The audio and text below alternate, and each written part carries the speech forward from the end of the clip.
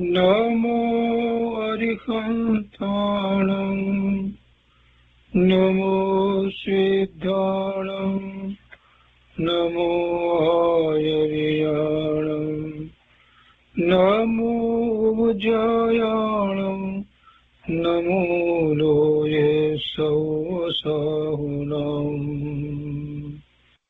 અસપંચનમોકારો સર્વપાવપનાશનો મંગલાણં ચ સૌર્યતે પરમં મંગલમ અજ્ઞાનતિમિરંધાના જ્ઞાનાંજનશલાકયા ચક્ષુન્મીલિतं येन તસ્મૈ શ્રીગુરુવે નમઃ મુખાદિવ્યાકુક્ષિરત્નં શબ્દજિતવર્યાત્મજં શ્રીરાજચંદ્રયહું વંદે તત્વલોચનદાયકં પ્રભુતત્વલોચનદાયકં.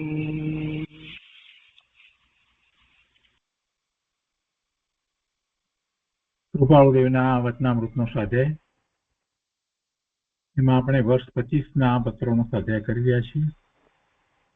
415માં પત્ર સુધી સ્વાધ્યાય થયો છે. હવે આજે આગળ સત્રાંક 416 થી લઈએ છીએ. પુસ્તકમાં પાના નંબર 356. સત્રાંક 416. આ પત્ર પણ કોની ઉપર લખાયો છે તે સ્પષ્ટ નથી. મુંબઈ, આશરો સંવત 1948. આ પત્રની અંદર ધ્યાનની વિધિ કૃપાળુદેવે બતાવી છે. કૃપાળુદેવ લખે છે કે જે પ્રકારે અત્રે કહેવામાં આવ્યું હતું તે પ્રકારથી પણ સુગમ એવું ધ્યાનનું સ્વરૂપ અહીં લખ્યું છે.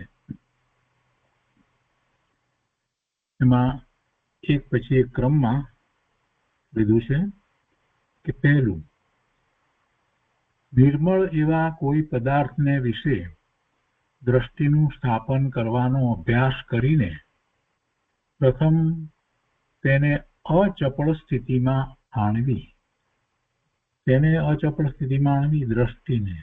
દ્રષ્ટિ આમ બધે ફર્યા કરતી હોય એને બદલે કોઈ એક નિર્મળ એવા પદાર્થને વિશે, ભગવાનનો ફોટો હોય તો એ, પ્રતિમા હોય તો એ, એવું જે કંઈ છે તે એના વિશે દ્રષ્ટિને પ્રથમ તો અચપળ સ્થિતિમાં રાખવી, એટલે કે ત્યાં જોઈ રહેવું. ઊંઘ થવાથી બીજે ક્યાંય પછી દ્રષ્ટિ ફરે નહીં, એટલે એમ દ્રષ્ટિને સ્થિર કરવી. પહેલા તો એ અને કહે છે કે એવું કેટલુંક અચપળપણું પ્રાપ્ત થયા પછી, એટલે હવે આડું અવળું જોવાનું મન પણ નથી થતું. અચપળપણું દ્રષ્ટિનું છે એનો અર્થ એ થાય કે મન પણ હવે એટલું શાંત છે અને બીજી જગ્યાએ જોવાનો વિકલ્પ ઉઠતો નથી. ત્યાં જોઈ રહ્યા છીએ શાંતિથી, એકાગ્રતા જ મનમાં વિકલ્પ રહ્યો છે. એટલે એવું કેટલુંક અચપળપણું પ્રાપ્ત થયા પછી જમણા ચક્ષુને વિશે સૂર્ય અને ડાબા ચક્ષુને વિશે ચંદ્ર સ્થિત છે એવી ભાવના કરવી. જમણા ચક્ષુને વિશે, જમણી આંખને વિશે સૂર્ય અને ડાબી આંખને વિશે ચંદ્ર એમ સ્થિત છે એવી ભાવના કરવી. હવે એ ભાવના પણ પાછી કરીને તરત જ બદલી નાખીએ એમ નથી કરવાનું. કૃપાળુદેવ એમાં એ વાતને સ્પષ્ટ કરે છે. ત્રીજા પોઈન્ટમાં કહે છે કે એ ભાવના જ્યાં સુધી તે પદાર્થના આકાર આદિના દર્શનને આપે નહીં ત્યાં સુધી સુદૃઢ કરવી. તો જમણા ચક્ષુને વિશે જે સૂર્ય, તો સૂર્ય જ્યાં સુધી આપણને લાગે નહીં, ચંદ્ર ડાબા ચક્ષુને વિશે ચંદ્ર લાગે નહીં ત્યાં સુધી એ પ્રયત્નમાં રહેવું, એ ભાવના જ્યાં સુધી પદાર્થના આકાર આદિના દર્શનને આપે નહીં. એટલે સૂર્યનો પ્રકાશ અહીંયા જમણીમાં હજુ જાણે કે એકદમ આપણે તેજસ્વી સૂર્યના પ્રકાશને, મધ્યાહનના સૂર્યના પ્રકાશને આપણે જોતા હોય તો કેવું લાગે, એવું જમણા ચક્ષુને વિશે લાગે. એ જ રીતે ડાબા ચક્ષુને વિશે પૂર્ણિમાની રાત હોય અને ચંદ્રનો પ્રકાશ જે હોય તો એ કેવું લાગે, તેવું ડાબા ચક્ષુને વિશે આપણે એમ ચિંતવવું. અને એમ જ્યાં સુધી ન થાય શુદ્ધ, ત્યાં સુધી ઉતાવળ બીજી કાંઈ કરવાની જરૂર નથી, એમ જ રહેવું. એટલે અહીંયા એક કહે છે કે એ ભાવના જ્યાં સુધી તે પદાર્થના આકાર આદિના દર્શનને આપે નહીં ત્યાં સુધી સુદૃઢ કરવી. ચોથું, તેવી સુદૃઢતા થયા પછી ચંદ્રને જમણા ચક્ષુને વિશે અને સૂર્યને વામ એટલે ડાબા ચક્ષુને વિશે સ્થાપન કરવા. એટલે પછી જગ્યા બદલવી. જમણી તરફ જે સૂર્ય હતો એ તરફ હવે ચંદ્ર, અને ડાબી તરફ જે ચંદ્ર હતો એ તરફ સૂર્યને સ્થાપન કરવા. અને એ જ રીતે એ ભાવના પણ દ્રઢ થવી જોઈએ. એવું સૂર્યનો આકાર, પ્રકાશ, એવી રીતે ચંદ્રનો આકાર, પ્રકાશ બધું એવું સ્પષ્ટ થવું જોઈએ. કે છે કે તેવી સુદૃઢતા થયા પછી ચંદ્રને જમણા ચક્ષુને વિશે અને સૂર્યને ડાબા ચક્ષુને વિશે સ્થાપન કરવા. અને એ ભાવના પાંચમા પોઈન્ટમાં કહે છે કે એ ભાવના અદલા બદલી કરી એ પછી એ ભાવના જ્યાં સુધી તે પદાર્થના આકાર આદિ દર્શનને આપે નહીં ત્યાં સુધી સુદૃઢ કરવી. આ જે દર્શન કહ્યું છે તે ભાષ્યમાન દર્શન સમજવું. એટલે એવું ભાસ થવો, એવો ભાસ પોતાને થવો જોઈએ કે આ અહીંયા બસ ચંદ્ર, અહીંયા સૂર્ય, એવું સ્થિરપણે, પછી બીજી કોઈ વિકલ્પ ત્યાં ઉઠે જ નહીં, એમ જ ત્યાં જ હોય. એટલે એકાગ્રતા કરવા માટે આ વાત કૃપાળુદેવે સૌથી પહેલી લખી છે. એટલે હવે એને બીજા કોઈ વિકલ્પ ઉઠશે નહીં, બીજે ક્યાંય જવાનું થશે જ નહીં, કે આમાં જ આ જીવ રોકાઈ ગયો. હવે એના પછીથી આગળ કહે છે છઠ્ઠું કે એ બે પ્રકારની ઉલટ સુલટ ભાવના સિદ્ધ થઈ. એટલે ચંદ્ર હતો તે પહેલા ડાબી બાજુ હતો, એને જમણી બાજુ, અને સૂર્યને જે જમણી બાજુ હતો એને ડાબી બાજુ એમ ધર્યું. એ પર તો એવું બદલાવ્યું, એ ઉલટ સુલટ ભાવના સિદ્ધ થઈ. ભ્રુકુટીના મધ્ય ભાગને વિશે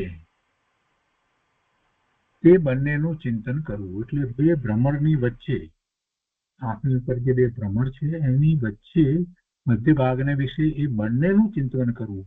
બંનેનું એટલે સૂર્યનું ને ચંદ્રનું બંનેનું ત્યાં ચિંતન કરવું. અને પ્રથમ તે ચિંતન દ્રષ્ટિ ઉઘાડી રાખી કરવું.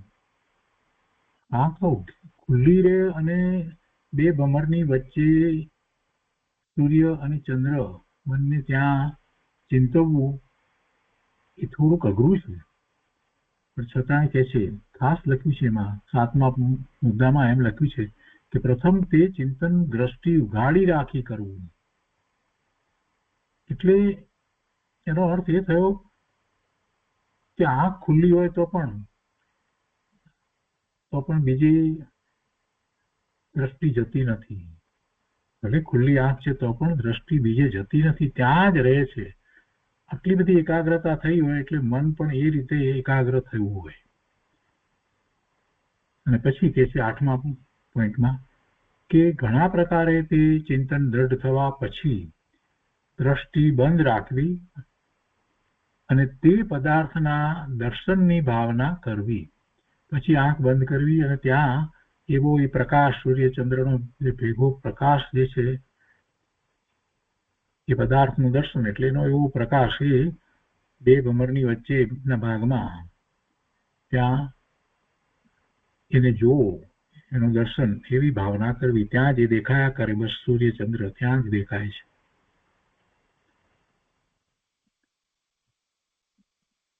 તે પછી 9મું, તે ભાવનાથી દર્શન સુદૃઢ થયા પછી, એટલે એ પ્રકાશ જ દેખાય, સૂર્યચંદ્રનો ભેગો એવો ત્યાંથી પ્રકાશ જ લાગે એવું થાય. ત્યાર પછીથી કહે છે કે તે ભાવનાથી દર્શન સુદૃઢ થયા પછી તે બંને પદાર્થો અનુક્રમે હૃદયને વિશે એક અષ્ટદળ કમળનું ચિંતન કરી સ્થાપિત કરવા.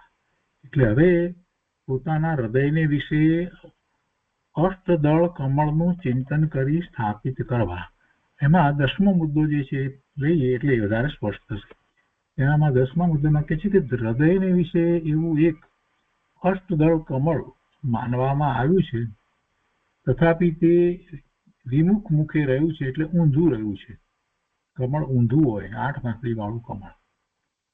અષ્ટદળ કમળ એટલે 8 પાંખડી વાળું કમળ એ હૃદયને વિશે માનવામાં આવ્યું છે, એટલે ઊંધું કમળ. પાંખડીઓ ભીડાયેલી હોય ત્યારે ઊંધું રહ્યું હોય કમળ, એવી રીતે હૃદયને વિશે માનવામાં આવ્યું છે. તો કહે છે કે તે વિમુખે રહ્યું છે, ઊંધું રહ્યું છે એમ માનવામાં આવ્યું છે, જેથી સન્મુખે તેને ચિંતવવું એટલે સુલટું ચિંતવવું. કમળ સુલટું ચિંતવવું. સુલટું ચિંતવીએ એટલે પાંખડીઓ બધી આમ ખીલી નીકળે. તો એવી રીતે કમળને સન્મુખે ચિંતવવું, સુલટું ચિંતવવું, અર્થાત સુલટું ચિંતવવું. જે આપણે જોઈએ છીએ કે તીર્થંકર ભગવાન સમોસરણમાં બિરાજમાન હોય છે, તો જાણે કે એવા સુવર્ણ કમળ ઉપર બિરાજમાન હોય એવી રચના દેવો કરે છે. એવી રચના દેવો કરે છે. એટલે તીર્થંકર ભગવાનનો જયારે વિચાર આવે છે તો એ એવા કમળ ઉપર બિરાજમાન હોય છે. એ સુવર્ણ કમળ ઉપર બિરાજમાન હોય છે. તો અહીંયા પણ એ વાત લેવી છે. એટલે કે છે કે એ પહેલા તો એવું કમળ પોતાના હૃદયને વિશે એવું જે ઉલટું છે એને સુલટું ચિંતવવું, એટલે એક બધી પાંખડીઓ ખુલ્લી હોય એવું કમળ. એમાં હવે કહે છે પેલું 9મા મુદ્દામાં જે વાત કરી છે ને, ત્યાં એમાં એક પછી એક અનુક્રમે એટલે પછી એક એ સૂર્ય અને ચંદ્રના પ્રકાશને ત્યાં સ્થાપિત કરવા. એ અષ્ટદળ કમળના વિશે એટલે સુલટું ચિંતવી. અને એમાં તો કે છે 11મા મુદ્દામાં કે તે અષ્ટદળ કમળને વિશે પ્રથમ ચંદ્રના તેજને સ્થાપન કરવું, અને પછી સૂર્યના તેજને સ્થાપન કરવું, અને પછી અખંડ દિવ્ય આકાર એવી અગ્નિની જ્યોતનું સ્થાપન કરવું. એટલે 2 પ્રકાશ એવા આવ્યા અને પછી તો એ અગ્નિની જ્યોત રૂપે દેખાય એવું ચિંતન થાય. એ અગ્નિની દિવ્ય આકાર એવી અગ્નિની જ્યોતનું સ્થાપન કરવું. 2 પ્રકાશ થયા તો એમાંથી એવી જ્યોત દેખાય. હવે એ ભાવ પાછો દ્રઢ થાય ત્યાં સુધી કરવું. એટલે 12મા મુદ્દામાં કહે છે કે તે ભાવ દ્રઢ થયા પછીથી પૂર્ણ છે જેનું જ્ઞાન, દર્શન અને આત્મચારિત્ર એવા શ્રી વિતરાગ દેવ એમની પ્રતિમા મહાતેજોમય સ્વરૂપે તેને વિશે ચિંતવવી. એ દિવ્ય જ્યોતને વિશે હવે વિતરાગ દેવની પ્રતિમા, કેવી પ્રતિમા? મહાતેજોમય સ્વરૂપે પ્રતિમાને ચિંતવવી. વિતરાગ દેવને માટે આ વિશેષણ મૂક્યા છે. કેવા છે વિતરાગ દેવ? પૂર્ણ છે વિતરાગ દેવનું તો જ્ઞાન, દર્શન અને ચારિત્ર. એવા વિતરાગ દેવ છે. તો એમની પ્રતિમા મહાતેજોમય સ્વરૂપે ત્યાં પેલી અગ્નિની જ્યોતના સ્થાને પછી એ ચિંતવવી. જાણે કે જ્યોતમાંથી એક તેજોમય, મહાતેજોમય સ્વરૂપે એ પ્રતિમા, વિતરાગ પ્રતિમા વિરાજમાન થઈ ગઈ. એટલે શું થયું? એનો અર્થ કે પેલું કમળ છે અને કમળની ઉપર મહાતેજોમય એવા સ્વરૂપે વિતરાગ દેવની પ્રતિમા છે, ત્યાં પોતાના હૃદયને વિશે. એ પછીથી 13મું, તે પરમ દિવ્ય પ્રતિમા કેવી? તો કે બાળ પણ નહીં, યુવા પણ નહીં, વૃદ્ધ પણ નહીં, એવા દિવ્ય સ્વરૂપે ચિંતવવી. એવી પ્રતિમા ચિંતવવી. પોતાના હૃદયને વિશે કમળની ઉપર એવી દિવ્ય પ્રતિમા ચિંતવવી. એ પછી 14મું, એ પ્રતિમાનું ચિંતન જે કર્યું છે તો એ હવે ત્યાં જ રહ્યો છે.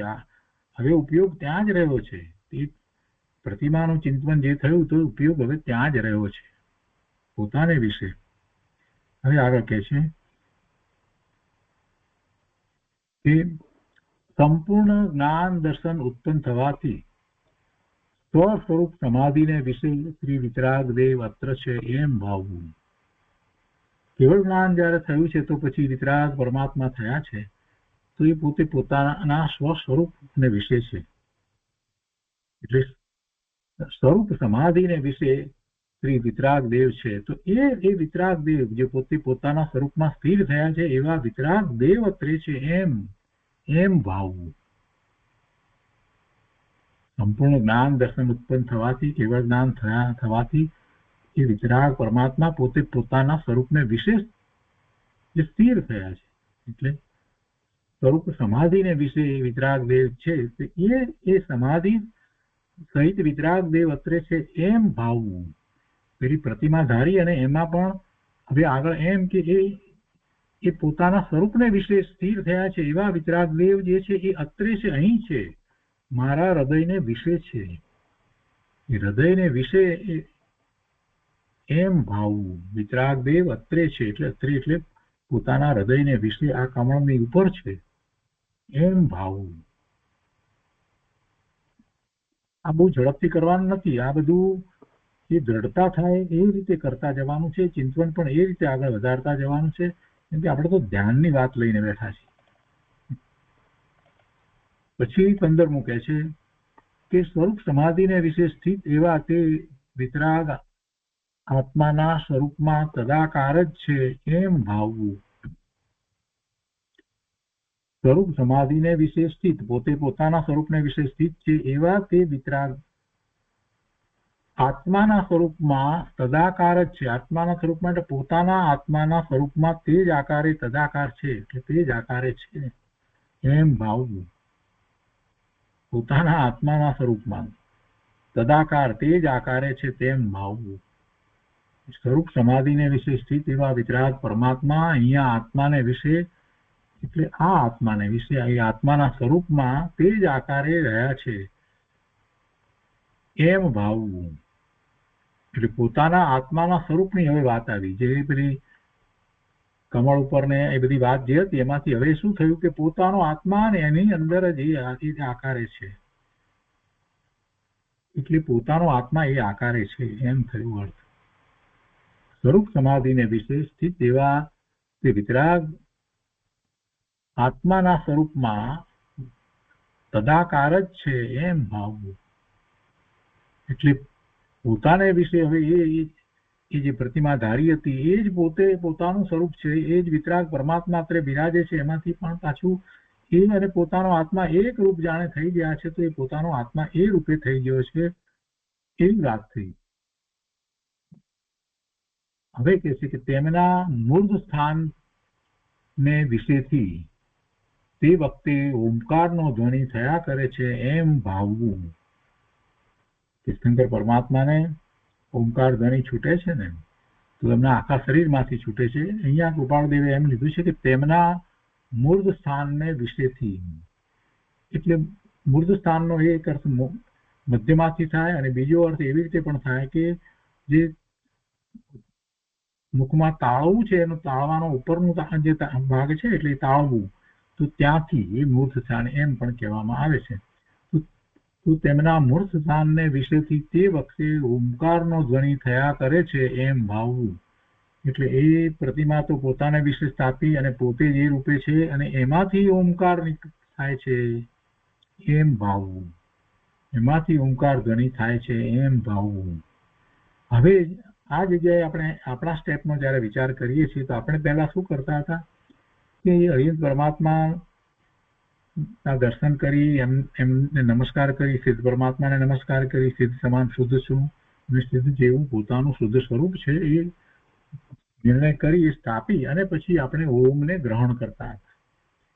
આપણે ઓમકારને ગ્રહણ કરતા હતા એ પહેલું સ્ટેપ હતું. અને પછી બીજા સ્ટેપમાં પછી જે ઉપરથી એક પછી એક ઓમ આપણે અંદર આવતો હતો તો એ પછી એમાં આપણે શ્વાસની સાથે જે પ્રક્રિયા કરતા હતા એના સ્થાને પછી આપણે નાકની સિધાણમાં જોઈ રહીએ છીએ અને બેકગ્રાઉન્ડમાં એ ઓમ આવ્યા કરે છે.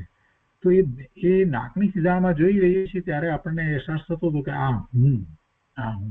હવે એ બીજા સ્ટેપ સુધી પહોંચાય એવો અહેસાસ સુધી પછી ત્રીજા સ્ટેપમાં અંદર વિશેષ એકાગ્રતા કરવાની છે ત્યારે આ વાત આપણે જો મૂકીએ કે ત્યાં પોતાના અંદર સ્વરૂપને વિશે આવી દિવ્ય પ્રતિમા અને એમાંથી ઓમકાર નીકળે છે, તો પછી શું થશે કે પેલું ઓમ ઉપરથી લેતા હતા એને બદલે પોતામાંથી જ જાણે કે ઓમ નીકળે છે, પોતાના સ્વરૂપમાંથી જ અંદરથી જાણે ઓમ નીકળે છે એવો ભાવ થઈ જશે. અને એ જ રીતે પછી સ્થિર રહેવાનું છે, જાણે કે ઓમ પોતામાંથી નીકળે છે. પહેલા ઉપરથી ઓમ આવતો તો ગ્રહણ કરતા હતા, એની જગ્યાએ હવે જયારે આ બધી પ્રક્રિયા આપણે કરીએ છીએ, સ્વરૂપને વિશે એવી દિવ્ય પ્રતિમાને ધારીએ છીએ અને એ જ પોતાનું સ્વરૂપ છે એમ ને એમાંથી ઓમ નીકળે છે. તો એ રીતે આ ધ્યાનનો પુરુષાર્થ આપણો જે છે, પ્રયોગ જે છે એ રીતે એમાં થઈ શકે એમ છે. કૃપાળુદેવે જે સ્ટેપ બતાવ્યા છે એ દ્વારા. હવે આમાં કૃપાળુદેવે જે પહેલા શરૂઆતના જે સ્ટેપ બતાવ્યા છે એકાગ્રતા માટેના બતાવ્યા છે. એટલે ખાસ કરીને જ્યારે એવું કંઈ વાંચનમાં વગેરેમાં ન લીધું હોય આપણે, અને આપણે એવા ભાવ વિભોર ન થઈ ગયા હોય, સ્વરૂપની દૃષ્ટિએ ન થતી હોય, અને એવા સમયે જ્યારે ધ્યાનમાં બેસવું હોય ત્યારે આ શરૂઆતના કૃપાળુદેવના જે સ્ટેપ્સ છે એ બહુ મહત્વના છે. આંખને વિશે, ચક્ષુને વિશે સૂર્ય અને ચંદ્ર વગેરે ધારી અને દ્રષ્ટિને સ્થિર કરવાની, એની પહેલા એક કોઈ પદાર્થ વિશે દ્રષ્ટિને સ્થિર કરવી, આ બધું કરવાથી એકાગ્રતા થાય અને પછી જે જ્યોત જે છે ત્યાં સુધી આવી જવાય. અને પછી એ જ્યોતના સ્થાને પ્રતિમા, દિવ્ય પ્રતિમાના આપણે ચિંતવીએ છીએ તો એ જ પ્રતિમા તે જ હું છું, આત્મા એનાથી જુદો નથી એમ કરીને એ મારું જ સ્વરૂપ છે. એટલે પછી આખું પોતે એ જ છે. જે હૃદયને વિશે તો એને બદલે પોતે આખો એ પ્રતિમા રૂપે જ થઈ જાય. તો આ રીતે આપણા જે સ્ટેપ જે છે એની અંદર એ સમાવી દેવામાં આવે તો ત્રીજું સ્ટેપ આપણે જે બહુ મહત્વનું કહીએ છીએ એ ત્યાં આપણને પ્રાપ્ત થઈ જાય, જેમાંથી ઓમ નીકળે છે એવું. અને એ જ રીતે આપણે બેસી રહીએ છીએ શાંતિથી. વળી પાછો કદાચ વિકલ્પ આવે છે તો ફરી પાછા આપણે એ જ રીતે આગળ વધીએ છીએ. તો અહીંયા સુધીના આ જે સ્ટેપ છે એમાં આ આપણા ત્રીજા સ્ટેપની અંદર આપણને ખૂબ ઉપયોગી થાય એ રીતે વાત છે. હવે કૃપાળુદેવે એમની રીતે આગળ બીજો વિસ્તાર કર્યો, કેમ કે ચિંતવન જ્યારે તમે કરો છો, ધ્યાનને ચિંતવન રૂપે લો છો, તો જે રીતે આગળ વધાય છે એ રીતે એમણે વાત લીધી છે. તો આગળ કહે છે અહીંયા કે મૂર્ધસાન વિશેથી તે વખતે ઓમકારનો ધ્વનિ થયા કરે છે એમ ભાવ. પછી કહે છે કે તે ભાવનાઓ દ્રઢ થઈ તે ઓમકાર સર્વ પ્રકારના વક્તવ્ય જ્ઞાનને ઉપદેશે છે એમ ભાવવું. એટલે એ ઓમકાર તો જ્ઞાનને જ પ્રકાશી રહ્યો છે. એ ઓમકાર જે છે તે જે વ્યક્ત, એટલે કે જે જ્ઞાન વ્યક્ત કરી શકાય. વ્યક્તનો અર્થ વક્તવ્ય જ્ઞાનને એટલે એક અપેક્ષા અર્થ એવો પણ થાય કે જે ભાષામાં કહી શકાય. તો બીજી રીતે કહીએ તો એ ઓમકાર જે છે તે ભગવાનની એવી દિવ્ય ધ્વનિ છે કે જે દ્રવ્યશ્રુત છે. તો એ વક્તવ્ય માં શું છે? તો જ્ઞાન જ છે. તો એ જ્ઞાન પ્રકાશી રહ્યું છે એવી ભાવના કરવી. તે ભાવનાઓ પેલી ઓમકાર ધ્વનિ ઉઠે છે અને ઓમકાર શું છે, આપણે એ ઓમકાર શું છે એ નક્કી કરી ચૂક્યા છીએ. એટલે આપણને એ સહેલું છે કે ઓમકાર એટલે જ્ઞાન જ છે. એ જ્ઞાનનું સ્વરૂપ છે. કેવળ જ્ઞાન થયા પછીથી ભગવાનને એવી ઓમકાર ધ્વનિ છૂટે છે, દિવ્ય ધ્વનિ છૂટે છે. તો એમાંથી જ જીવો જ્ઞાન પ્રકાશ પ્રાપ્ત કરે છે. ગણધર ભગવાન 12 અંગ ને 14 પૂર્વની રચના કરે છે. તો એ જ્ઞાન જ છે. આપણે એને જ્ઞાન તરીકે સ્વીકારીને શરૂઆત જ ત્યાંથી કરીએ છીએ કે ઓમકારને હું ગ્રહણ કરું છું. એટલે આપણને ઓમકાર શું છે એ તો સહજ જ છે. એટલે જયારે ઓમકાર ઉઠે છે તો આપણને અંદરમાં તો એમ જ છે કે એ જ છે, જ્ઞાન સ્વરૂપે જ હું પરિણમી રહ્યો છું. જ્યારે ઓમકાર અંદરમાંથી ઉઠે છે તો એ જ્ઞાન જ છે, એ જ્ઞાન જ પ્રકાશી રહ્યું છે એવો આખો ભાવ આપણને આમાંથી પ્રાપ્ત થાય. એ ભાવનાઓ દ્રઢ થઈ તે ઓમકાર સર્વ પ્રકારના વક્તવ્ય જ્ઞાનને ઉપદેશે એમ ભાવ. એનો અર્થ કે ઓમકાર જે છે એ જ્ઞાન છે. તો એ હું દિવ્ય મૂર્તિ છું, પ્રતિમા છું, અને મારામાંથી જે એ જ્ઞાન જ હવે પ્રકાશી રહ્યું છે. આખો અંદરમાં ભાવ એવો થાય કે આ જ્ઞાન પ્રકાશી રહ્યું છે, પોતે દિવ્ય મૂર્તિ થઈ જાય છે અને ઓમકાર ઉઠે છે એટલે જ્ઞાન સ્વરૂપ થઈ જાય છે. જ્ઞાનનું સ્વરૂપ છે, ઓમકાર છે તે. એટલે અહીંયા પણ કૃપાળુદેવે એ રીતે જ વાત લીધી કે તે ભાવનાઓ દ્રઢ થાય તે ઓમકાર સર્વ પ્રકારના વ્યક્તિગત જ્ઞાનને ઉપદેશે છે એમ ભાવવું. પણ આપણે એ જ્ઞાનના વિકલ્પમાં આપણે હવે જવું નથી. આપણે તો આપણો પર્પઝ જે છે તે એકાગ્રતાનો છે, તો એ અહીંયા તો આપણે લેવો છે. કૃપાળુદેવે બીજા બધાની અપેક્ષાથી બીજી રીતે વાત કરી છે, જેમને ચિંતન ધ્યાન હજી અને ઓમકારનો આવો નિર્ણય જે નથી થયો, પોતે ઓમકાર સ્વરૂપ છે, જ્ઞાન સ્વરૂપ છે, એવા પણ નિર્ણય નથી થયા, એવા જીવને માટે આ પછીના જે સ્ટેપ જે છે એ બહુ મહત્વના છે. તો એને ચિંતન એ રીતે કરવાની જરૂર છે. આપણને આ બધું થઈ ચૂક્યું છે એટલે એની જરૂર નથી. આપણે હવે ત્રીજા સ્ટેપમાં વધારે ડેપ્થમાં જઈએ છીએ કે ઓમ અંદરમાંથી જ ઉઠે છે, અને એ ઓમ શું છે એને આપણે વિકલ્પમાં જતા નથી. કેમ કે આપણે ઓમ શું છે એ તો સ્વીકાર થઈ ગયો છે, એ જ્ઞાન જ છે, એ જ્ઞાન જ છે, જ્ઞાન પ્રકાશ જ છે. પણ આપણે જે રીતે કરી રહ્યા છીએ એ રીતે જેમણે નથી કર્યું એમને એમાંથી આગળ ચિંતનમાં જાય છે એ જરૂરનું છે. એટલે બીજા સ્ટેપ, આગળના સ્ટેપ જે કયા છે એ રીતે લેવાના છે. તો કે છે 18મા સ્ટેપમાં અહીંયા કે છે કે જે પ્રકારના સમ્યક માર્ગે કરી વિતરાગ દેવ વિતરાગ નિષ્પન્નતાને પામ્યા, એટલે વિતરાગ થયા, પૂર્ણ વિતરાગ દશા પ્રગટ કરી એટલે વિતરાગ નિષ્પન્નતાને પામ્યા, એવું જ્ઞાન તે ઉપદેશનું રહસ્ય છે. એમ ચિંતવતા ચિંતવતા તે જ્ઞાન તે શું એમ ભાવવું. એટલે એ જ્ઞાન શું? આ તો પહેલા તો એની સામાન્ય માહિતી આપી કે એ જ્ઞાન તો એવું જ્ઞાન છે કે જેને કારણે વિતરાગદેવ વિતરાગ થયા, વિતરાગ દશા થઈ, વિતરાગતા પૂર્ણપણે પ્રગટ થઈ, એવું એ જ્ઞાન છે. તો એવું જ્ઞાન એ ઉપદેશનું રહસ્ય છે. એમ ચિંતવતા ચિંતવતા તે જ્ઞાન તે શું એમ ભાવવું, એટલે પછી જ્ઞાનમય થવું. આ જ્ઞાનમય જ શું એમ જ પછી થવું. આ ઓમકાર, પછી ઓમકાર એટલે જ્ઞાન સ્વરૂપ જ શું, જ્ઞાન જ પ્રકાશી રહ્યું છે. પછી ઓમકાર આપણે બોલવાનો નથી, પણ અંદરથી જે સહજ થાય છે અને એ જ્ઞાન જ છે, એ જ્ઞાન જ છે. અને એમ પોતે એમાંથી જ જ્ઞાન ભાવે થઈ જાય છે, એમાંથી જ જ્ઞાન ભાવે થઈ જાય છે. વિકલ્પમાં જવાની જરૂર નથી. એના પછી 19મું છે કે તે ભાવના દ્રઢ થયા પછી તેમણે જે દ્રવ્ય આદિ પદાર્થો કયા છે તેનું ભાવન કરી આત્માને સ્વરૂપમાં ચિંતવવો, સર્વાંગ ચિંતવવો. હવે આ જે લોકો ચિંતન કરી અને આગળ વધે છે એમને માટે પછી આ દ્રવ્ય આદિ પદાર્થની વાત લીધી છે. એ રીતે જોઈએ તો કે ભાવના દ્રઢ થયા પછી તેમણે જે દ્રવ્ય આદિ પદાર્થો કયા છે, એટલે સ્વદ્રવ્ય કયા છે એવો પણ એમાંથી અર્થ નીકળે છે, અને દ્રવ્ય ગુણ પર્યાય એવો પણ અર્થ નીકળે છે દ્રવ્ય આદિમાંથી. જે દ્રવ્ય આદિ પદાર્થો કયા છે તેનું ભાવન કરી, એની ભાવના કરી અને આત્માને સ્વ સ્વરૂપમાં ચિંતવવો, સર્વાંગ ચિંતવવો, પોતાના સ્વરૂપને વિશે આત્માને ચિંતવવો. હવે આ જ વાત છે. પેલી જે ભાવના જે છે એ આપણે સ્વાધ્યાય વગેરે કરીએ છીએ, ત્યાર પછી ચિંતન કરીએ છીએ, ત્યારે દ્રવ્ય આદિનો હું જ્ઞાન સ્વરૂપ છું એવો વિચાર કરીએ છીએ. તો અનંત ગુણનો પિંડ, આ બધું એ પહેલા આપણે કરી ચૂક્યા હોઈએ છીએ. એટલે એ દ્રઢતા તો આપણને થઈ ગઈ છે. આપણને પોતાના સ્વરૂપની એવી દ્રઢતા થઈ ગઈ છે કે આ દ્રવ્ય તે હું છું, જેમાં કોઈ ભેદ પડતા નથી, એવું દ્રવ્ય તે હું છું. અને એ કેવું છે? શુદ્ધ છે, અનંતકાળથી છે, અવિનાશી છે. આ બધું પહેલા આપણું થઈ ગયેલું છે. એટલે આપણે માટે હવે આ જે છે એ વાત રહેતી નથી. પણ છતાં પણ જો કોઈકને હજી એટલી દ્રઢતા ન થઈ હોય તો આ જે 17, 18, 19 એ 3 પોઈન્ટ જે છે એ દ્વારા જીવ પોતે એવું ચિંતન કરી શકે અને છેવટે પાછો ફરીથી પોતે પોતાના સ્વરૂપમાં જે દિવ્ય પ્રતિમાની સ્થાપના કરી એ પોતે જ છે.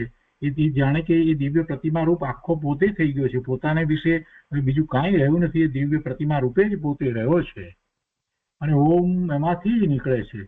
એ સ્ટેપમાં એ વિશેષ એકાગ્રતા કરી શકે છે અને ત્યાંથી હવે એ પોતે જ્ઞાન સ્વભાવે પરિણમી જાય છે. કેમ કે એ જ્ઞાન તો હવે પ્રકાશી રહ્યું છે ઓમ સ્વરૂપે.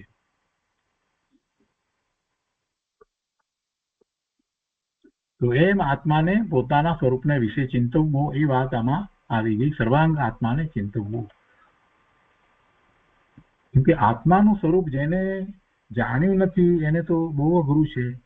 જેને આટલો સ્વાધ્યાય કર્યો છે આ જ આત્મા છે. અનંત ગુણની વાત કરે, અનંત શક્તિની વાત કરવામાં આવે, અનેક નય દ્વારા વસ્તુ સ્વરૂપની વાત કરવામાં આવે, દરેક વખતે એને એમ ઉતાર્યું કે એ મારું સ્વરૂપ છે, મારું સ્વરૂપ છે, મારું સ્વરૂપ છે, આ જ આત્મા છે.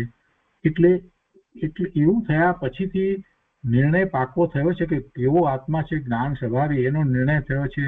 વસ્તુ અખંડ છે, અભેદ છે. આ બધો નિર્ણય પાકો થયા પછીથી જે પ્રયોગ કરે છે એને માટે આ જે છે તે 16 સુધીના સ્ટેપ જે છે એ ખૂબ ઉપકારી થાય એવા છે. અને 16માં પણ જો એ પહેલા આપણે જે રીતે શરૂ કરીએ છીએ, ઓમકારથી શરૂ કરીએ છીએ, તો એમ કહીએ કે 10મા સ્ટેપથી શરૂ કરી અને 16મા સ્ટેપ સુધીના જે 7 સ્ટેપ જે છે એ આપણને આપણા 3જા સ્ટેપમાં ખૂબ ઉપયોગી થાય એવા છે. કેમ કે બીજા સ્ટેપમાં તો આપણે અહેસાસ કરીએ છીએ કે આ હું, અને એ હુંમાં પછી હૃદયમાં એ દિવ્ય જ્યોતને ચિંતવીએ, અને દિવ્ય જ્યોતમાંથી એ દિવ્ય પ્રતિમાને ચિંતવીએ, અને એ દિવ્ય પ્રતિમા જાણે કે પોતાને વિશે આખી થઈ ગઈ, એટલે પોતે એ રૂપ જ થઈ ગયું.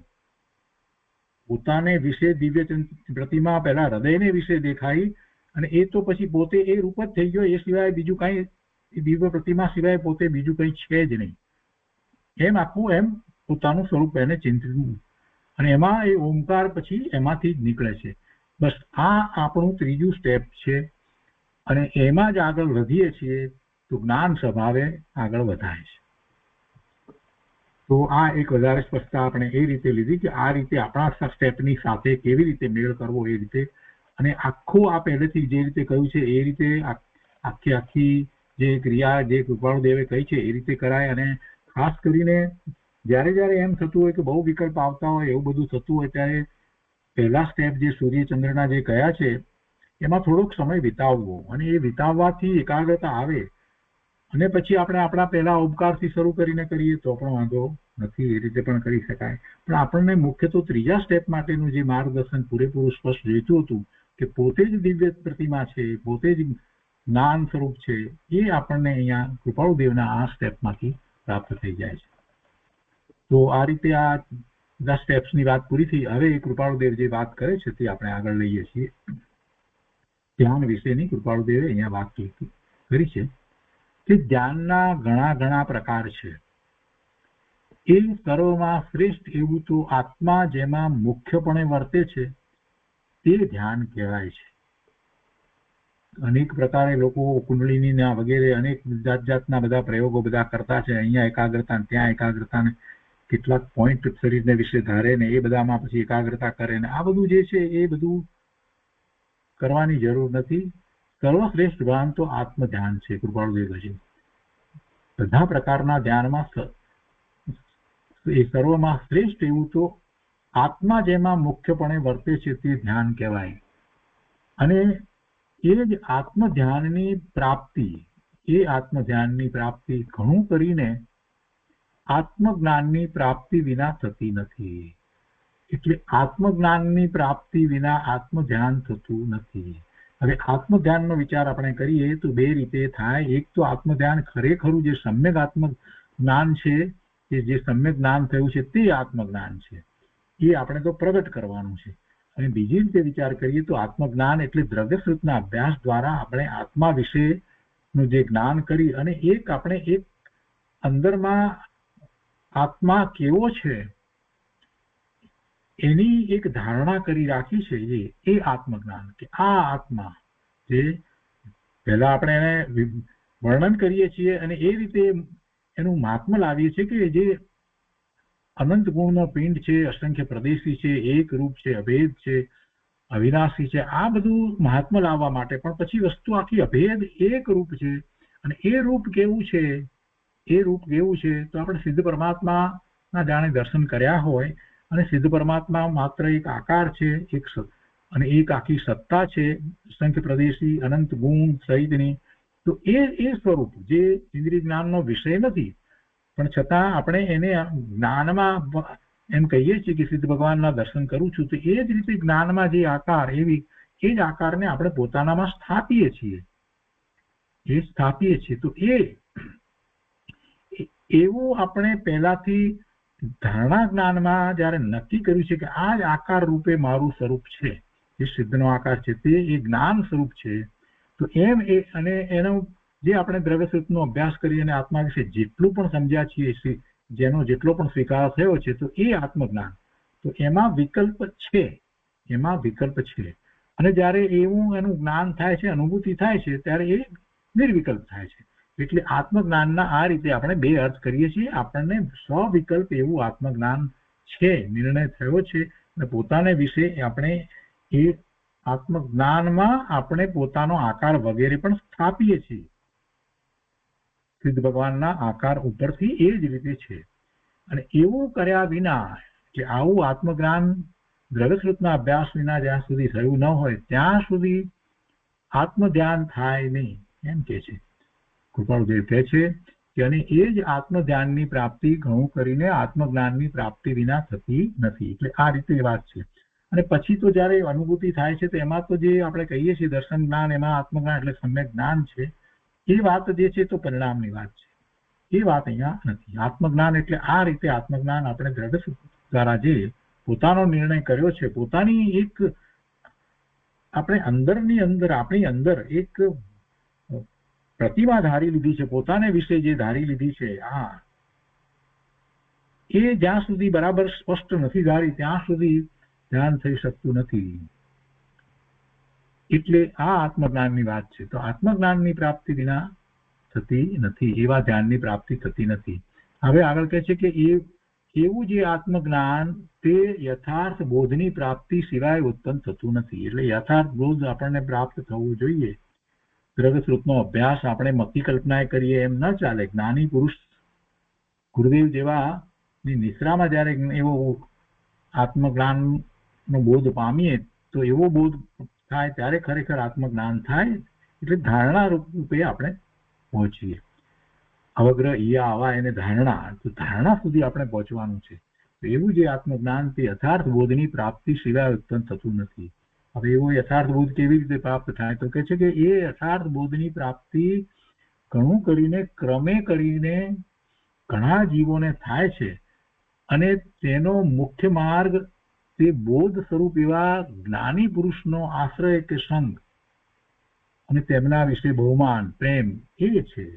એવા જ્ઞાની પુરુષ જેમણે આત્મજ્ઞાન પ્રાપ્ત કર્યું છે, જેમને અનુભૂતિ થઈ છે, એવા જ્ઞાની પુરુષનો આશ્રય, એમનો સંગ, અને એમના દ્વારા જયારે બોધ પામીએ ત્યારે આપણને, અને એમના પ્રત્યે આપણને પૂરેપૂરો વિશ્વાસ છે, એમના પ્રત્યે આપણને બહુમાન છે કે એ જે માર્ગ બતાવે છે જે આત્માનો, એ બરાબર જ છે. એમને અનુભવ કરી અને એ માર્ગ આપણને બતાવ્યો છે.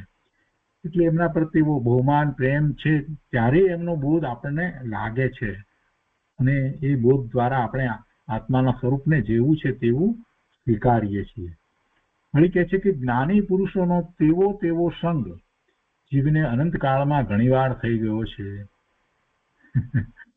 જ્ઞાની પુરુષ તો અનંતકાળમાં ઘણીવાર મળ્યા છે, સંગ થયો છે, પણ શું થયું? તો કે છે કે તથાપિ આ પુરુષ જ્ઞાની છે, માટે હવે તેનો આશ્રય ગ્રહણ કરવો એ જ કર્તવ્ય છે, એમ જીવને આવ્યું નહીં. એવું આવ્યું નથી ભૂતકાળમાં. એવું આવ્યું નહીં કે આ જ્ઞાની પુરુષ છે અને એમનો આશ્રય ગ્રહણ કરવો, એવું ભૂતકાળમાં આવ્યું નહીં. જ્ઞાની પુરુષ ની સાથે ઘણા દિવસો ગાળ્યા, પણ એને એ વિચાર ના આવ્યો કે આ જ્ઞાની પુરુષના સંગમાં મારે તો આવું જ્ઞાન પ્રાપ્ત કરવાનું છે. એ આવ્યું નહીં જીવને, એ ભૂલી ગયો. જ્ઞાનીને એને ઓળખ્યા જ નહીં. અને તે જ કારણ જીવને પરિભ્રમણનું થયું છે. જ્ઞાનીને ઓળખ્યા નહીં એટલે આત્મજ્ઞાન થયું નહીં. આત્મધ્યાન તો પછી ક્યાંથી થાય? એટલે ભવના ભ્રમણ ચાલુ રહ્યા. કે છે કે એ જ કારણ જીવને પરિભ્રમણનું થયું છે, એમ અમને તો દ્રઢ કરીને લાગે છે. એટલે જ્ઞાની પુરુષની ઓળખાણ બહુ મહત્વની છે. હવે એ વિશે થોડીક વાત એમણે કરી છે, તે પણ આપણે સાથે ને સાથે લઈ લઈએ છીએ. જ્ઞાની પુરુષનું ઓળખાણ નહીં થવામાં ઘણું કરીને જીવના 3 મોટા દોષ જાણીએ છીએ. જીવના 3 મોટા દોષને કારણે જીવ જ્ઞાની પુરુષનું ઓળખાણ કરી શકતો નથી. એમાં પહેલો દોષ, એક તો હું જાણું છું, હું સમજુ છું એવા પ્રકારનું જે માન જીવને રહ્યા કરે છે, તે માન, એ માનને કારણે જ્ઞાની પુરુષ એની સાથે બેઠા હોય તો પણ એને ખ્યાલ નથી આવતો કેમ કે પોતાને એમ છે ને હું જાણું છું, મને આવડે છે, મને સમજણ છે, એટલે એ શું વાત કરે છે, શું કહે છે એ તરફ એ ગંભીરતાથી જતો જ નથી. એમની વાતને ગંભીરપણે લેતો નથી. રોજ બોલતો હોય, એમની સાથે વાતચીત બધું થતી હોય, એ પણ કઈક વાત કરતા હોય ધર્મની, પણ એને એમ મનમાં અભિમાન છે ને કે મને તો બધી ખબર છે, હું શાસ્ત્રનો અભ્યાસ કરું છું, આ છું. એટલે એવા જ્ઞાની પુરુષ જે મહત્વની વાત કહેતા હોય એ તરફ આ જીવનું લક્ષ્ય જતું જ નથી. એટલે આ પહેલો મોટો દોષ છે કે હું જાણું છું, હું સમજુ છું, એવા પ્રકારનું જે માન જીવને રહ્યા કરે છે, તે માન એ પહેલું કારણ છે જ્ઞાની પુરુષને ન ઓળખવાનું. બીજું કારણ શું છે તો કે પરિગ્રહ આદિને વિશે જ્ઞાની પુરુષ પર રાગ કરતા પણ વિશેષ રાગ. એટલે આપણને જે સંપત્તિ વગેરે જે કંઈ પ્રાપ્ત થયું હોય એ બધો પરિગ્રહ છે ને, એમાં વધારે રાગ છે. જ્ઞાની પુરુષ ને ઓળખ્યા હોય તો પણ એમના પ્રત્યે જે રાગ છે, એટલે શું ભાવ, રાગ એટલે અહીંયા એમના પ્રત્યે એવો ભાવ કે એ જ્ઞાની છે એવો, તો એમનું મહત્વ લાગવું જોઈએ એના કરતા જે પોતાને વસ્તુ બધી પરિગ્રહ વગેરે પ્રાપ્ત થયું છે, ધન મિલકત, એનું મહત્વ વધારે લાગે છે. જ્ઞાનીનું મહત્વ લાગતું નથી. વધારે મહત્વ તો આ ધન સંપત્તિ આ બધું એનું જ લાગે છે. એ બીજું કારણ. અને ત્રીજું કારણ તો કે લોક ભયને લીધે, અપકીર્તિ ભયને લીધે અને અપમાન ભયને લીધે જ્ઞાનીથી વિમુખ રહેવું. એવા કેટલાક ભૂતકાળમાં આ બધું હતું રજવાડાઓની અંદર કે રાજ આશ્રિત અમુક ધર્મ હોય અને પછી બીજા ખરેખર સાચા જ્ઞાની આવ્યા હોય તો પણ એ રાજનો ને એ બધા લોકો પાછા કંઈક કહેશે તો વળી પાછા રાજા શિક્ષા કરશે, એવા ભય હતા એ વખતે, નહોતા એવી વાત નથી. એટલે એવો લોક ભયને લીધે, પછી બીજું અપકીર્તિના ભયને લીધે, ત્રીજું અપમાનના ભયને લીધે એ જ્ઞાની હોય, ખબર પડી હોય તો પણ એનાથી દૂર રહે. એટલે જ્ઞાનીથી વિમુખ રહેવું થાય. અને તેમના પ્રત્યે, એટલે જ્ઞાની પ્રત્યે જેવું વિનયાવંતિત થવું જોઈએ, એમના પ્રત્યે એવો વિનય આવવો જોઈએ, જેમના પ્રત્યે જેવું વિનયાવંત થવું જોઈએ એવું ન થવું, એ ત્રીજું કારણ. તો એ ત્રણ કારણો જીવને જ્ઞાનીથી અજાણ્યો રાખે છે. જ્ઞાનીને વિશે પોતા સમાન કલ્પના રહ્યા કરે છે. જ્ઞાનીથી અજાણ્યો રાખે એટલું જ નહીં, પણ પાછું જ્ઞાનીને વિશે પોતા સમાન કલ્પના રહ્યા કરે. પોતે જે છે એ પ્રમાણે જ્ઞાનીને માને. પોતાની કલ્પના પ્રમાણે જ્ઞાનીના વિચારનું, શાસ્ત્રનું તોલન કરવામાં આવે છે. પોતાની મતિ કલ્પના એ થોડું પણ ગ્રંથ સંબંધી વાંચન આદિ જ્ઞાન મળવાથી ઘણા પ્રકારે તે દર્શાવવાની જીવને ઈચ્છા રહ્યા કરે છે. કંઈક સ્વાધ્યાય વગેરે કર્યા હોય, શાસ્ત્ર વાંચ્યું ગ્રંથમાંથી બે વાત પોતાને ખબર હોય તો પછી એ દર્શાવવાની જીવને ઈચ્છા રહ્યા કરે છે કે હવે બધાને હું બતાવું, એમ જણાવું, મને આ ખબર પડે છે, એમ કંઈક વાત. એ વગેરે જે દોષ તે ઉપર જણાવ્યા તેવા જે ત્રણ દોષ છે, એમાં એ દોષ પણ સમાય છે. એટલે એવો માનનો દોષ. પેલું કહ્યું ને હું જાણું છું, ને પછી પાછું જાણું છું ને એ જાણું છું તે દર્શાવવાનો એ અંદરમાં પડ્યો હોય ને ભાવ કે ક્યારે બધા આવે ત્યારે હું બરાબર આ વાત કરી દઉં, એમ એવું અંદરમાં ચાલતું હોય. પોતાનો વટ પાડવો છે ને, આ જીવને બધાને વટ પાડવો બહુ હોય છે. બધાની વચ્ચે અમે કાંઈક છીએ એવું દેખાય. અરે પ્રભુ, ભગવાનની વાણી અને આપણે એનો એક અંશ સમજીએ અને એમાં વળી આટલા અભિમાન, બીજાની વાતને સમજીએ જેમણે એ અંશને પ્રાપ્ત કર્યો છે, તો આપણને કંઈક લાભ પણ થાય.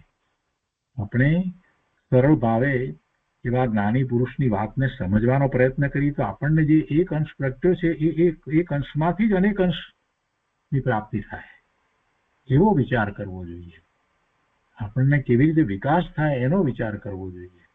આપણને એક અંશ પ્રગટ થયો હોય, એક અંશ ખબર પડી હોય અને એમાં પછી રાજાપાઠમાં આવી જઈએ, અભિમાનમાં આવી જઈએ, અને એ વાત કઈ ઠીક નથી. સામાન્ય કહેવત છે ને કે અધૂરો ઘડો છલકાય, આ એવું જ છે. જરાક કંઈક ખબર પડી, બે વાત શાસ્ત્રની વાંચી લીધી એટલે તો બસ જાણે કે અમે તો કંઈક છીએ. અહીંયા કે છે એ વગેરે જે દોષ તે ઉપર જણાવ્યા એવા ત્રણ દોષ તેને વિશે સમાય છે. અને એ ત્રણેય દોષનું ઉપાદાન કારણ એવો તો એક સ્વચ્છંદ નામનો મહાદોષ છે. આ બધું સ્વચ્છંદની અંદર બધું જ આવી જાય. એ સ્વચ્છંદે પરિણમે એટલે આમાંનું બધું આ રીતે થાય છે. અને તેનું એ સ્વચ્છંદનું નિમિત્ત કારણ શું છે? સ્વચ્છંદનું નિમિત્ત કારણ અસત્સંગ છે. અસત્સંગ, જે સંગ કરવા જેવો નથી, અસત્સંગ છે તે સ્વચ્છંદનું કારણ છે. આગળ કહે છે કે જેને તમારા પ્રત્યે તમને પરમાર્થની કોઈ પ્રકારે કંઈ પણ પ્રાપ્તિ થાવ એ હેતુ સિવાય બીજી સ્પૃહા નથી. આ પત્ર જેમની ઉપર લખ્યો છે ને એમને માટે કહે છે કે જેને તમારા પ્રત્યે તમને પરમાર્થની કોઈ પણ પ્રકારે કંઈ પણ પ્રાપ્તિ થાવ એ હેતુ સિવાય બીજી ઈચ્છા નથી, સ્પૃહા નથી, એવો હું તે આ સ્થળે સ્પષ્ટ જણાવવા ઈચ્છું છું. અને તે એ કે ઉપર જણાવેલા દોષો, આ ત્રણ દોષ કયા ને તે, તો ઉપર જણાવેલા દોષો જે વિશે હજુ તમને પ્રેમ વર્તે છે, હું જાણું છું, હું સમજુ છું, એ દોષ ઘણી વાર વર્તવામાં પ્રવર્તે છે. એ તમારો દોષ વર્તાઈ રહ્યો છે. અસાર એવા પરિગ્રહ આદિકને વિશે પણ મહત્તાની ઈચ્છા રહે છે. જ્ઞાની તરફ જેટલો રાગ હોય એના કરતા વધારે રાગ પરિગ્રહને વિશે છે એમ કહ્યું ને, તો એટલે એ વાત પણ બીજો દોષ પણ છે. અસાર એવા પરિગ્રહ આદિકને વિશે પણ મહત્તાની ઈચ્છા રહે છે. એ વગેરે જે દોષો તે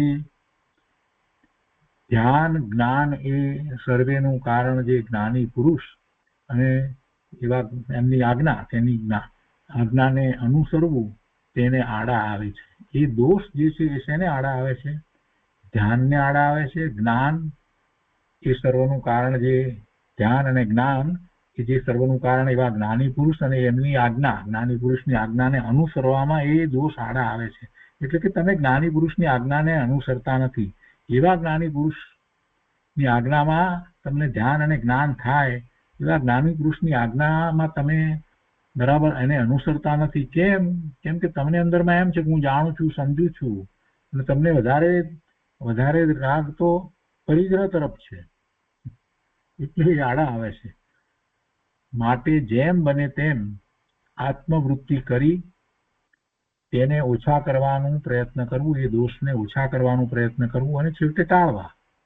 અને લૌકિક ભાવનાના પ્રતિબંધથી ઉદાસ થવું એ જ કલ્યાણકારક છે એમ જાણીએ છીએ. લૌકિક ભાવના પાછી હોય ને, જયારે પરિગ્રહની આટલી ભાવના હોય તો લૌકિકમાં એમ જ હોય ને, લોકોમાં પોતાની વાહવા વગેરે થયા કે અનેક પ્રકારની વાતો હોય, કે એ બધાના પ્રતિબંધથી ઉદાસ થવું. અમુક જગ્યાએ અમે પ્રમુખ એટલે મારે અમુક આ તો કરવું જ પડે, આમ જવું જ પડે, આવું બધું હોય છે ને, એ બધા પ્રતિબંધ લૌકિક ભાવનાના પ્રતિબંધ છે. તો એનાથી ઉદાસ થવું એ જ કલ્યાણકારક છે એમ જાણીએ છીએ. અને એમ થાય તો જ્ઞાનીની આજ્ઞામાં રહેવાય પૂર્ણપણે, અને એને અનુસરી અને પછી આત્માનું સ્વરૂપ જે રીતે જ્ઞાની સમજાવે છે તે રીતે એવો નિર્ણય થાય, અને એવું થયા પછીથી આત્મધ્યાન થઈ શકે. તો આ રીતે 416મો પત્ર અને એના પછીનો આખો જે વિસ્તાર જે છે એ બધું પૂરું થાય છે. હવે એ પછી 417મો પત્ર છે. આ પત્ર પણ કોઈની ઉપર લખાયો છે એ સ્પષ્ટ નથી. અહીંયા લખ્યું છે આશ્વિન એટલે આસો મહિનો, સંવત 1948, 417મો પત્ર. કૃપાળુદેવ લખે છે, હે પરમ કૃપાળુદેવ, જન્મ જરા મરણ આદિ, જરા એટલે વૃદ્ધાવસ્થા, હે કૃપાળુદેવ, જન્મ જરા મરણ આદિ સર્વ દુઃખોનો અત્યંત ક્ષય કરનારો એવો વિતરાગ પુરુષનો મૂળ માર્ગ આપ શ્રીમદે અનંત કૃપા કરી મને આપ્યો. તે અનંત ઉપકારનો પ્રતિ ઉપકાર વાળવા હું સર્વથા અસમર્થ છું. કૃપાળુદેવના આવા ભાવ છે, એ જ ભાવ આપણને કૃપાળુદેવ માટે, ગુરુદેવ માટે, એવા મહાપુરુષો માટે થાય. કૃપાળુદેવને જે ભાવ છે એટલા ઉત્કૃષ્ટ ભાવ છે. હે પરમ કૃપાળુદેવ, જન્મ જરા મરણ આદિ સર્વ દુઃખોનો અત્યંત ક્ષય કરનારો એવો વિતરાગ પુરુષનો મૂળ માર્ગ. કેવો માર્ગ આપ્યો છે? જન્મ જરા મરણ આદિ સર્વ દુઃખોનો અત્યંત ક્ષય કરનારો. પછી એ હોય જ નહીં, કોઈ દુઃખ નહીં. જન્મ લેવો પડે છે તો દુઃખ છે ને, તો પછી મરણનું દુઃખ તો હોય જ ને. અને જન્મથી મરણ સુધીનો જે કાળ છે એમાં પણ બીજું શું છે? એમાં પણ કસાયો અને દુઃખ, બીજું શું છે? સંસાર પર્યાયમાં તો એમ જ છે ને. એવા જન્મ મરણથી રહિત થઈએ, સંસાર પર્યાયથી રહિત થઈ અને સિદ્ધની પર્યાય પ્રગટ કરીએ ત્યારે શાશ્વત સુખની પ્રાપ્તિ થાય. અને એનો માર્ગ પરમ કૃપાળુ દેવે બતાવ્યો છે. જે પરમ કૃપાળુ દેવ જન્મ જરા મરણ આદિ સર્વ દુઃખોનો અત્યંત ક્ષય કરનારો એવો વિતરાગ પુરુષનો મૂળ માર્ગ આપ શ્રીમંદે અનંત કૃપા કરી મને આપ્યો. એવું આપે માર્ગ મને આપ્યો. અને તે અનંત ઉપકારનો પ્રતિ ઉપકાર વાળવા હું સર્વથા અસમર્થ છું. સમોસરમાં બેઠા હોઈએ, પ્રભુની ઓમકાર ધ્વનિને ઝીલતા હોઈએ અને આપણને એવો જ્ઞાન પ્રકાશ થાય, પછી આંખમાં આંસુ આવે અને બે હાથ જોડીને મસ્તક નમી જાય, સાષ્ટાંગ દંડવત પ્રણામ થઈ જાય તીર્થંકર પરમાત્મા પ્રત્યે અને ત્યાં બેઠેલા બીજા સર્વ કેવળી ભગવાન પ્રત્યે. ઓહો, આ માર્ગ આપે અમને બતાવી દીધો. અમે તો હવે ધન્ય ધન્ય થઈ ગયા, કૃત્ય કૃત્ય થઈ ગયા. એવો આખો ભાવ જેને ભગવાનની વાણી સાંભળતા જ અંદરમાં ઉતરી જાય અને સમ્યક દર્શન થાય છે, એને એવો જ ભાવ થાય છે. એને એવો જ ભાવ થાય છે કે મૂળ માર્ગ બતાવી દીધો. હવે અમે એ પ્રાપ્ત કરી શકીશું. હવે અમને અઘરું નથી લાગતું. આપે જે વાત બતાવવાની હતી એવી બતાવી દીધી છે. બહુ મોટો ઉપકાર થઈ ગયો. પ્રભુ પ્રભુ પ્રભુ પ્રભુ.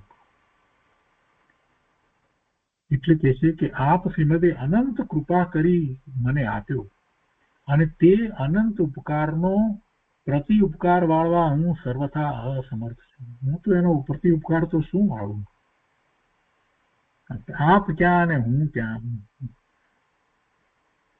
વળી આપ શ્રીમંત કંઈ પણ લેવાને સર્વથા નિષ્પૃહ છો. આપને તો ક્યાં કાંઈ લેવાની ઈચ્છા છે? આપને તો કાંઈ પ્રાપ્ત કરવાની ઈચ્છા નથી. આપને તો એમ પણ નથી કે અમે બધા આપને અનુસરીએ, આપના માર્ગમાં અમે રહીએ, એવો પણ આપને તો કોઈ વિકલ્પ નથી. આપ તો પોતાના સ્વરૂપમાં સ્થિર થયા છો. બીજા કોઈ હોય સામાન્ય, એને તો એમ હોય કે હું કહું છું અને મારા ફોલોઅર્સ થાય છે ને, વધે છે ને, એમ એટલે એવો અંદરમાં ભાવ પડ્યો હોય. એમ પોતાની બહાર જરાક કંઈક મોટાઈ દેખાયા છે તે છે. સારા સારા વિદ્વાનોને અંદરમાં એમ થઈ જાય છે કે યુટ્યુબ ઉપર આપણે મૂક્યું છે ને એને કેટલા લોકો ફોલો કરે છે અને ફોલોઅર્સ વધે એ માટે એમ કે લાઈક કરજો, આવું પણ કહેતા હોય છે. અને લાઈક કરજો એને પછી પાછા એ બધું ઘણું બધું કરવાનું બધું કહે છે એમાં, કે જેથી કરીને એ સંખ્યા મોટી વધતી જાય એના આમ કે ફોલોઅર્સની. કેટલાય લોકોને હજી એવું થાય છે, અરે ભાઈ તમે જે કંઈ સ્વાધ્યાય વગેરે કરો છો, કરાવો છો, અને એમાં તમને એવો વિકલ્પ આવે કે વધારે લોકો આમ કે મારા ગ્રુપમાં હોય એમ. અરે ભાઈ ગ્રુપ કોનું, કોની શેની વાત? આખી પરમાત્માની વાત છે. પરમાત્માએ આપેલી વાત આપણને શાસ્ત્ર દ્વારા, અને એ શાસ્ત્ર દ્વારા આપણે તો કાંઈ સમજવાના હતા જ નહીં. ગુરુદેવે સમજાવ્યું એટલે આપણને એ વાત સમજાય છે. તો સાથે બેસીને અભ્યાસ કરીએ. એમાં આટલા બધા અભિમાન ને આટલી બધી વાત. એમ સબસ્ક્રાઇબ કરજો. પાછું કહે ને કે જો તમને આ ગમ્યું હોય તો સબસ્ક્રાઇબ કરજો. બધી ચેનલમાં આવે ને યુટ્યુબમાં, તો એવા વિદ્વાનોને પણ એવું લખે. અરે મને તો બહુ આશ્ચર્ય થાય, અરે ભગવાન શું સબસ્ક્રાઇબ ને શું કરવા છે? તને ફોલો કરે કે ના કરે એની સાથે ક્યાં સંબંધ છે? આ ફોલો કરવાની વાત કોને હોય? ભગવાનને ફોલો કરે ને. મને શુક્રા ફોલો કરે. અંદરમાં એમ થવું જોઈએ કે ભાઈ મને શુક્રા ફોલો કરો છો પ્રભુ, તમે પરમાત્માને ફોલો કરો, એમ અંદરમાં થવું જોઈએ. લોકોને એ હોય છે, પરમાત્માને કાંઈ નથી. પરમાત્માને તો કાંઈ કાંઈ કરતા કાંઈ સ્પૃહા નથી, કાંઈ ઈચ્છા નથી. શું કહે છે કૃપાળુદેવ અહીંયા લખે છે કે વળી આપ શ્રીમદ કંઈ પણ લેવાને સર્વથા નિસ્પૃહ છો. એટલે કાંઈ આપણે તો અમે વખાણ કરીએ એ જોઈતા નથી, કે અમે નમસ્કાર કરીએ એ આપણે તો જોઈતા નથી, અમે આપણું બહુમાન કરીએ એ આપણે જોઈતું નથી, અમને કાંઈ જોઈતું નથી. સર્વથા નિસ્પૃહ છો, કોઈ આપણે તો ઈચ્છા જ નથી. આપ તો માત્ર કરુણાથી જ આ જ્ઞાન પ્રકાશ કરી રહ્યા છો. કેવી મોટી વાત છે. એકમાત્ર કરુણા, બીજું કાંઈ નથી. અને એક કરુણા તો એમને તીર્થંકર ભગવાને તો પૂર્વ ભવની અંદર ભાવી હતી, કેટલી બધી કરુણા ભાવી હતી. બધા જીવો આ પામે, બધા જીવો પામે, એટલે તો તીર્થંકર નામ ગોત્ર બંધાયું અને તીર્થંકર થયા. અને અત્યારે તીર્થંકર થયા છે ત્યારે પોતે તો બધું પામી ગયા છે. હવે જે શરીરની સાથે રહ્યા છે, જે શરીરની સાથે રહ્યા છે અને ઓમકાર ધ્વનિ છૂટે છે એ સાથે એમને શું સંબંધ છે? એમાંથી એમને કાંઈ પ્રાપ્ત કરવાનું છે? હવે કાંઈ કરવાનું રહ્યું છે? એવી તો કોઈ વાત નથી. એમને જે કરુણા ખૂબ ભાવી હતી, ખૂબ એવો વિકલ્પ અમને આવ્યો હતો કે બધા જીવો પૂર્ણ દશાને પામે, એટલા માટે આ તીર્થંકર નામ ગોત્ર બંધાયું. અને હવે એ જે એવું તીર્થંકર નામકર્મ બાંધ્યું હતું એની પૂર્તિ રૂપે હવે એવી દિવ્ય ધ્વનિ દ્વારા આપ જ્ઞાન પ્રકાશ કરી રહ્યા છો. અને એ એટલા મોટા પ્રમાણમાં હતી એટલે ઘણો સમય સુધી એવું ચાલશે. સિમંદર પ્રભુએ કેટલા બધા એવા વિચાર કર્યા હશે કે જેમને 1 કરોડ પૂર્વનું આયુષ્ય, એટલે પોતે તીર્થંકર થયા પછીથી કેટલા લાંબા સમય સુધી એ શરીર સાથે એ આત્મા રહેશે. અને કોને માટે? આપણે આપણી રીતે જો વિચાર કરીએ તો એમ થાય કે આપણે માટે જ ને, આપણા જેવા અસંખ્ય જીવોના કલ્યાણ અર્થે એ આત્મા એ શરીર સાથે રહેશે, જેને હવે એ શરીરમાંથી કાંઈ પ્રાપ્ત કરવાનું નથી, હવે કોઈ બીજો પુરુષાર્થ કરવાનો નથી, કાંઈ નથી, બધું થઈ ગયું છે, કાંઈ સ્પૃહા નથી. એમને એમ કઈ સ્પૃહા છે કે બસ આ જૈન ધર્મની મેં સ્થાપના કરી એવી છે ને બધા હવે એને ફોલો કરે, એવી કોઈ વાત નથી. કોઈ સ્પૃહા નથી. આપ શ્રીમંત કંઈ પણ લેવાને સર્વથા નિસ્પૃહ છો. જેથી હું મન વચન કાયાની એકાગ્રતાથી આપના ચરણારવિંદમાં નમસ્કાર કરું છું. આપની પરમ ભક્તિ અને વિતરાગ પુરુષના મૂળ ધર્મની ઉપાસના મારા હૃદયને વિશે ભવ પર્યંત અખંડ જાગૃત રહો. ભવ પર્યંત, આ ભવ બીજા ભવમાં પણ ભવ પર્યંત, જેટલા ભવ થાય ત્યાં મારા હૃદયને વિશે ભવ પર્યંત અખંડ જાગૃત રહો. એટલું માગું છું તે સફળ થાઓ. ઓમ શાંતિ શાંતિ શાંતિ. તો આ રીતે 417મો પત્ર અહીંયા પૂરો થાય છે. આજનો સ્વાધ્યાય આપણે અહીંયા સુધી રાખીએ છીએ.